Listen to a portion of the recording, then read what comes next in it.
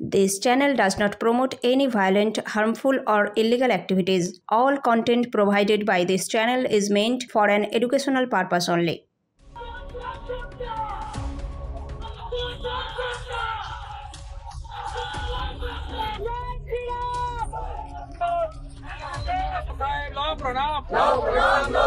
রাষ্ট্রপতি শাসন চাই।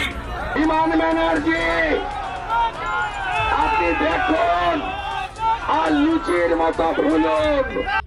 2026-এর নির্বাচনকে কেন্দ্র করে শাসক দল এবং বিরোধী দলগুলি ইতিমধ্যেই মাঠে নেমে পড়েছে। বারুইপুরে শুভেন্দু অধিকারীর মিছিল ঘিরে তুমুল উত্তেজনা দেখা গেল। তৃণমূল এবং বিজেপি স্লোগান পাল্টা স্লোগানে উত্তপ্ত হয়ে উঠল এলাকা।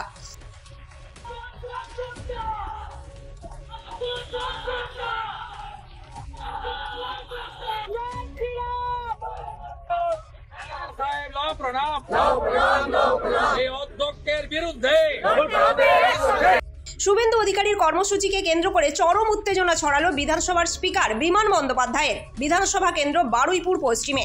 এদিন শুভেন্দুবাবুর কর্মসূচি স্থল থেকে কয়েকশো মিটার দূরে তৃণমূলকে সভা করার অনুমতি দেয় পুলিশ।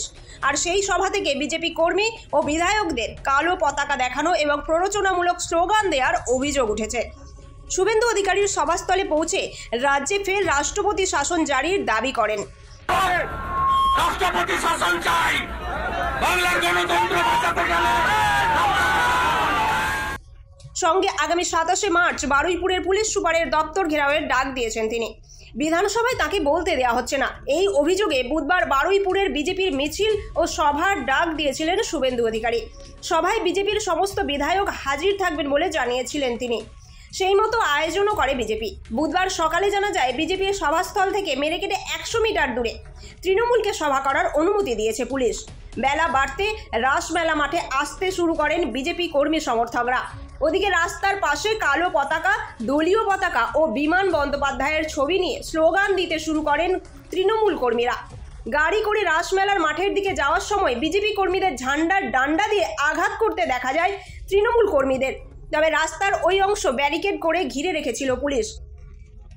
জলে জলে লঙ্কার গুঁড়া মিশিয়ে জল ছড়া হয়েছে। আমরা বারুইপুরে ঢুকেছি। বিমান ব্যানার্জি আপনি দেখুন আর লুচির মতো ভুলুন। দেখবি আর জ্বলবি, লুচির মতো ভুলবি। ফলে সরাসরি সংঘর্ষে জড়ায়নি দুই পক্ষ। বিকেল 4:30 নাগাদ শুভেন্দুবাবু সভাস্থলে পৌঁছলে উত্তেজনা চরমে পৌঁছায়। অভিযোগ, শুভেন্দুবাবুর গাড়িতে লাঠি দিয়ে আঘাত করতে থাকেন তৃণমূল সমর্থকরা। একাধিক প্ররোচনামূলক স্লোগান দিতে দেখা যায় তাদের। গাড়ি থেকে নেমে শুভেন্দু অধিকারী বলেন, আজ যেভাবে আমার গাড়িতে লাঠি দিয়ে মারা হয়েছে তাতে গাড়ি না থাকলে আমার মাথা ফেটে যেত।